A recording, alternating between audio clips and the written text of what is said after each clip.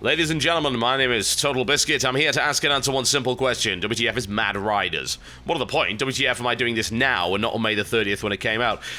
You know, I don't WTF is old games, but I have to wonder what the definition of old game actually is. I don't really have one. It's just kind of a feeling that I have. It's like, oh, well, it's probably been out too long to be relevant, blah, blah, blah. I think that it's always good to occasionally revisit games that are getting into the sale cycle, which is something that Mad Riders certainly is, because this information then becomes relevant to those who see it pop up in a daily deal or a weekend deal and say, hey, is this actually worth it? And the other reason being that I actually had a review code for this, and I just flat out forgot to do it. It's one of those games that slip through the cracks, which can happen when you're trying to review every game on the planet as just one person, but hey, never mind. So this is a game by Techland. Now, they don't have the greatest reputation. They have made some reasonable games and some not so reasonable. I think the FPS Chrome was probably the most average thing I've ever played in my life. They then made Nailed, which was alright. Not in that order, I might add. This is all over the place. Nailed. They made Pure, which was a terrible PC port. They made Call of Juarez, Bound in Blood, which was actually really good, and a bunch of other titles as well. So, mixed, to say the least. Mad Riders is a budget-level ATV and buggy racing game along the lines of the previous stuff that they've done, although a little bit more arcadey, a little less simmy. They don't have any of the part-building stuff that was in Pure or in Nailed, and of course it is a $10 game, so it's also just a little bit cheaper. The question is it any good? We'll find out. Check the options menu first, as we should, because this, as you can fairly tell, I think you can tell this is obviously a console port. It's like, oh, this, why would you slant your menu like that? It's very annoying. So if we go to settings right now, we can have a look at display. A reasonable amount of actual options, which is pretty cool, quite frankly. Working VSync, I have tried that. Don't need it on, however. Even like display type, so you go for television here and get a different contrast ratio, shadow map size, although you do tend to have to restart the game every time you change any of this, so that's a bit of a kick in the teeth. Fully rebindable controls, which is always nice. Be damned if I can actually find them. There we go. All of these can be rebound. You can play with the 360 controller, which I would recommend, but it's also okay here too. I mean, I can play with the keys and not really have to worry too much about it, honestly. Why on earth that is scrolling so damn slowly? Why is it scrolling anyway? Could very easily fit in there. What's with this space? Just, I don't even know. There's always these little eccentricities when you get involved in a console port, and you look at them and it's like, this was designed for 720p, wasn't it? And you're like, yup. But it does indeed at least have full graphics options otherwise, so not bad. Alright, what's it got? Single player, multiplayer. Love to show you multiplayer, but no one's playing it, which kind of sucks. Apparently, about a week ago when it went on sale, there was a CD key problem, so some people's profiles aren't active. There is, however, a LAN mode, which I was very surprised by. Which is always nice, by the way, because games like this are really good for LAN. The game's got a lot of different tracks and options and different vehicles to drive, so this is a bit of LAN fun for up to 12 players, so very cool that they have a LAN mode. Good on them. Alright, let's go and actually play it, shall we? I've gone through the first set of maps. There are about 45 tracks in total. There's also an optional DLC for a couple of dollars, which gives you another 10, so a reasonable amount. Let's go on to the Southern Cross, and all of these are generally themed by the kind of thing that you will find here. There are also a couple of different types. Now, it seems like at the start of each set of events there's actually a tutorial, so I guess we're going to do that, and maybe it'll show me something new. Got a couple of little choices here. Few different classes of ATV available. I haven't seen any of the buggies as of yet. Let's go a little horsepower. I like this one because it's got really big boost capacity, so I'm a big fan of boosting. We should go with that, and you can change your driver around, which, as far as I'm aware, makes no difference at all. Your level is just simply the case of unlocking different events, tracks, and all that good stuff. Alright, so let's do a quick race, shall we, and see how it goes. And off we go. Okay, so as you can see, ATV racing. Fairly arcadey. Now, in this case, it's actually unlocked a different feature. There are some stunts in this game, which is interesting. I mean, the way that the stunt system works is... It doesn't feel all that smooth, honestly.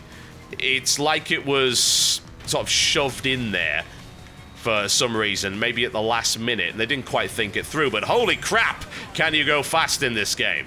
Yes, you very much can, which is actually probably one of the best parts of it. I noticed that I was able to pull off a backflip, which gave me points, also gives me boost bar, as a lot of different games, like, say, Motorstorm Pacific Rim, or all sorts of different games like that. Okay, we shall take the shortcut. I'm not really sure why you have to activate the shortcut. That doesn't really make a lot of sense. Why can't I just drive into the shortcut? That was a wall, never mind. So the stunt system, as I said, it feels a bit weird because of the way that you have to do it. You don't get all the stunts at the start. It's not just about your skill when it comes to pulling off stunts. It's about a certain combination of buttons. So in this case, if I press Z and backwards, that will actually do a backflip, kind of like that.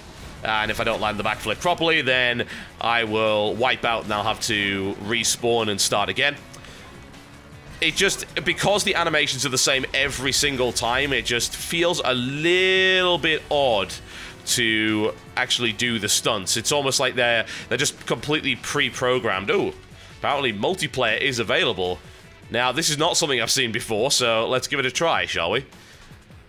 Apparently multiplayer is not available. So there is a drop-in, drop-out system, which while playing a particular race, apparently you can drop into an online version of said race or turn your version into an online version, which supposedly will remove the AI and actually replace it with real players, which is certainly a very cool idea, I've got to say.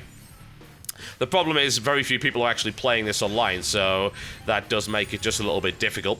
When you complete a race, you get a bunch of points, experience, depending on how many stunts you did, so you can level up a little bit faster and gain access to different vehicles. You can see right there, this is a stunt, which is really weird. It's more, the stunts are actually, for the most part, more like meta achievements. Like, there's one called Airdrop. It's not really a stunt. It's more of a goal. You have to land in a specific area, which is this little target on the ground. That's not really a stunt. And in this case, apparently there's a stunt for doing stunts. So you perform 3 stunts during one jump, and you do another stunt. This isn't a stunt really either. It's a really weird system. It's odd that they called it that. All right, so we've got a few different kinds of races here. Race the clock, normal race, and arena. Arena's not something I've tried before, so let's give that a shot and see how it actually turns out. Follow the checkpoints and be the fastest rider. So checkpoints around the arena. Now, this is probably one of the only tracks that actually makes any logical sense. The tracks seem like they were designed by MC Escher, because there's a ton of downhill and then a tiny little bit of uphill before you go around the laps. Like, hang on a second. Didn't I just travel about 3 miles downhill? How the hell am I back up here exactly? I have to wonder. So arenas do actually make sense because they are arenas. Well, multiplayer is available. Let's see if that actually works this time. I'm going to go with no. Chances are that the notification system probably doesn't work, but we'll give it a try. We'll see if anyone actually wants to join in the game. Ooh, are we in? No, we're not. Never mind. So I guess we're not covering that anytime soon. Now, in addition to the kind of odd stunt system, which, as I say, is a little bit stilted. It gets better the further you go into the game because you unlock more stuff. So you feel like, oh, there's a bunch of variety here, rather than just skidding around corners like that, for instance, which is a stunt. Going fast using the boost for a large period of time without hitting anything is considered a stunt. Doing stunts is considered a stunt. You know, it's no SSX, is it? But in addition to that, there are a few issues where you'll actually randomly lose momentum while skidding around, and I think that the game, which is the gold standard for power slides, has got to be the original Sega Rally. Yes, indeed. Sega Rally 1995 was an absolutely incredible game when it comes to that. And now I've completely screwed up because I missed this one area, so oh well, never mind. I guess we go back to the more traditional racing. That makes more sense. And in that game, you could slide around anything, and it was superbly fun. Momentum almost felt perfect. I mean, no doubt it was very arcadey and probably didn't represent reality, but it was a hell of a lot of fun, and that's all that really mattered. Now, this game gets it right about 90% of the time, but every now and again, when you're skidding around a corner, you'll suddenly lose speed and momentum for no apparent reason, which is a little annoying to say the least. If you're going to do an arcade racer, please don't do that. And it's obviously a little bit of an issue with the driving engine for whatever reason. Now, what else? Is there anything else to criticize? Well, you know, there are a few things.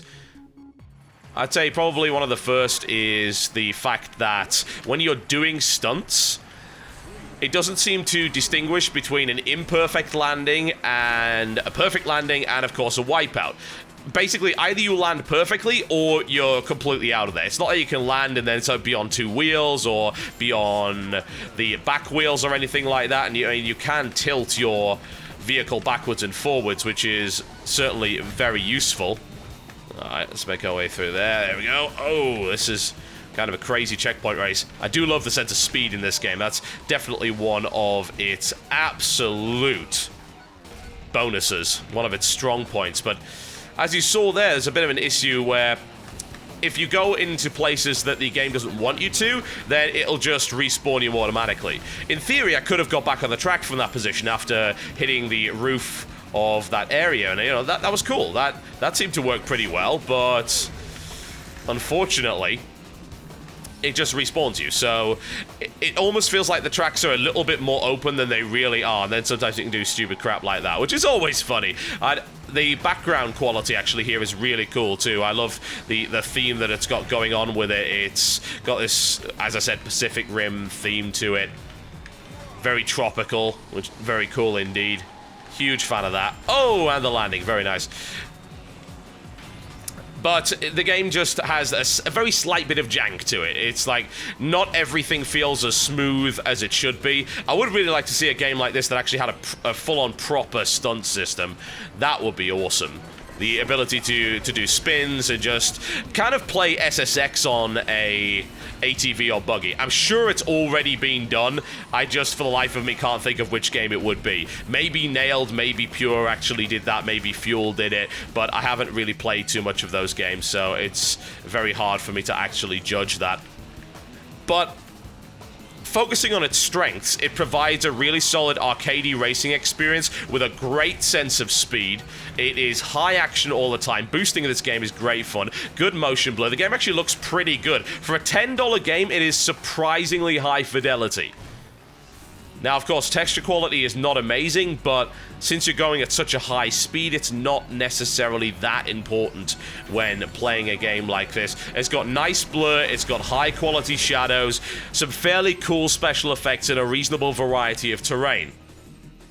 This is one of those games that is above average for the price. It's a $10 budget racer that provides a lot of content.